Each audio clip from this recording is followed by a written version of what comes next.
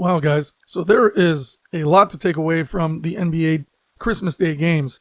I'm not going to go over every single one, but overall, it was not the craziest performances I've seen as far as games are concerned, but man, there were some serious highlights from Jayson Tatum to Aaron Gordon's dunk. I mean, it was just a chaos of mess that was amazing to watch.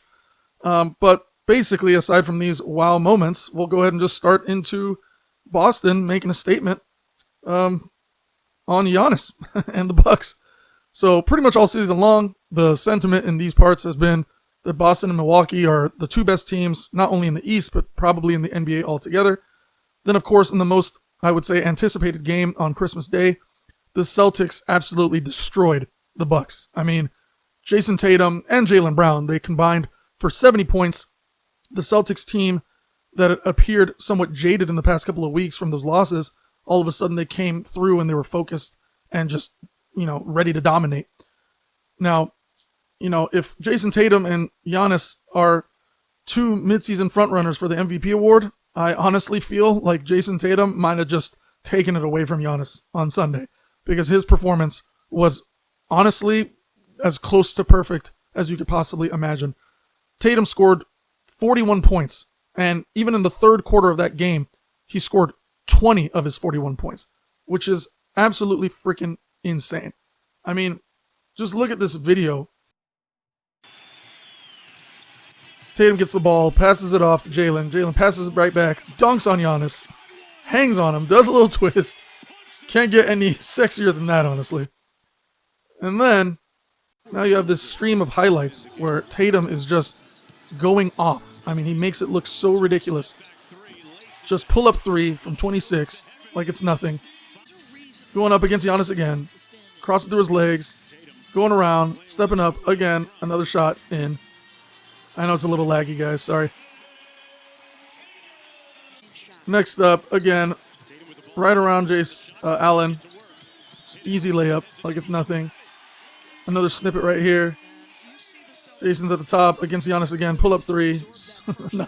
another shot just in like it's nothing. I mean, it's freaking crazy. Again, next up, another pull up like it's nothing.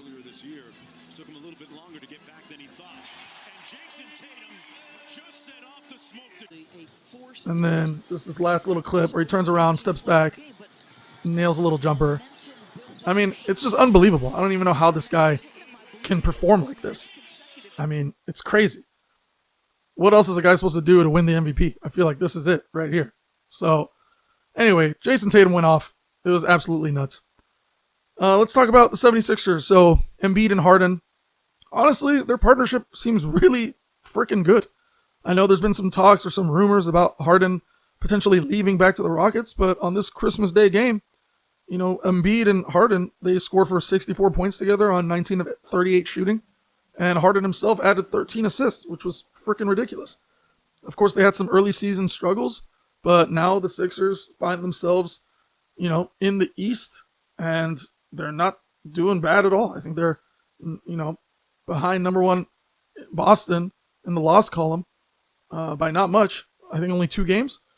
And Embiid and Harden have only really played like 15 games together. In those 15 games that they've been together, they have like a 9.8 net rating, which is absolutely insane, a positive net rating. So we'll see what happens. I'd be surprised if Harden leaves. I get it. Maybe he could start something fresh and have less pressure. 76ers fans are a tough crowd to deal with, but they love their basketball. So, you guys saw what happened with Ben Simmons. But anyway, I like their partnership. I think if they put some nice pieces like in the future years, they still have some good pieces already, but if they can add it on and make it even crazier, why the heck not? Let's talk about the Warriors real quick.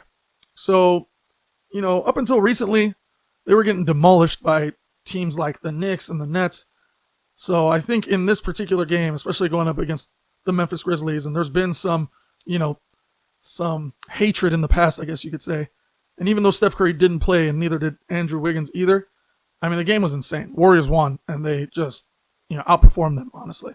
It felt like they just carried the lead the whole way through. But basically, I think Grizzlies wanted to enter into this game, at least trying to prove a point. And Desmond Bane and Jaren Jackson, they were back in the starting five. And of course, Ja Morant was, playing with his new signature shoe that has been the rave amongst NBA news. But I don't know. They just flopped. So anyway, Bane, he really couldn't make any shots. I think he missed like all 7 of his threes. Memphis normally has a really strong defense, but they are absolutely shredded by Warriors, 3-point craziness. Dylan Brooks was punked by Klay Thompson, to say the least. I don't know who this Ty Jerome guy is, but my God, this guy, it seems like Warriors just know exactly who to draft, exactly how to insert them into their offense, exactly how to get them to keep things rolling and just mesh super well, super quickly. Look at Poole after a couple of years. Ty Jerome after just even a few games. DiVincenzo coming in, stepping up, being a defensive master. It's unreal. I know Ty Jerome and Anthony Lamb, they scored, 25 points off the bench? Jeez, that's freaking crazy. Warriors are just replenishing their talent. I don't think they have any concerns once Steph and Klay and Draymond ultimately leave. Their young core is just freaking ridiculous. Now, I think that's enough about the Warriors, but let's get into this Aaron Gordon dunk. First, we got to take a look at this thing. Runs up, smash. It was just so ridiculous that he couldn't even land. I think he was afraid to land on Shamit's face. And they called a charge. The crowd's just going nuts. Oh my God. Look at this replay. That's just... Oh, that is disgustingly nice.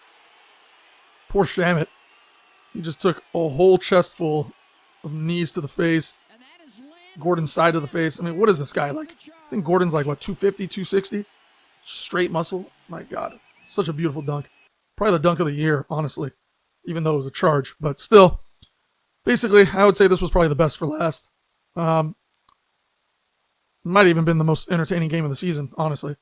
But after Gordon threw that hammer down on Landry Shamet in overtime, I don't know what Landry Shamet does when he goes home. Does he rewatch the play to see if he really did take the charge, or does he just feel embarrassed the next time he sees, the Denver Nuggets? I don't know.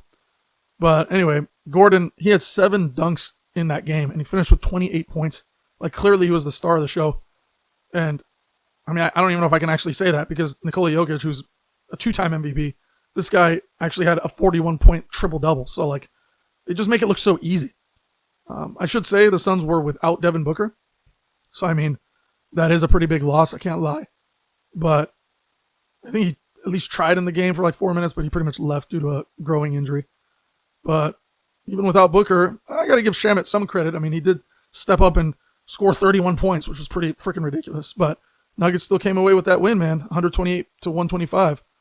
And I believe the Nuggets are actually in first place, if I'm not mistaken, in the West. That might have obviously changed with tonight's games. But anyway, these are some of the takeaways from the NBA Christmas Day games. It was just insane. So many wow moments, so many memorable performances. Honestly, it was great. If you guys got a chance to watch it, fantastic. If not, I highly advise that you either watch these replays or just go and watch the games on YouTube or something. But thanks for listening.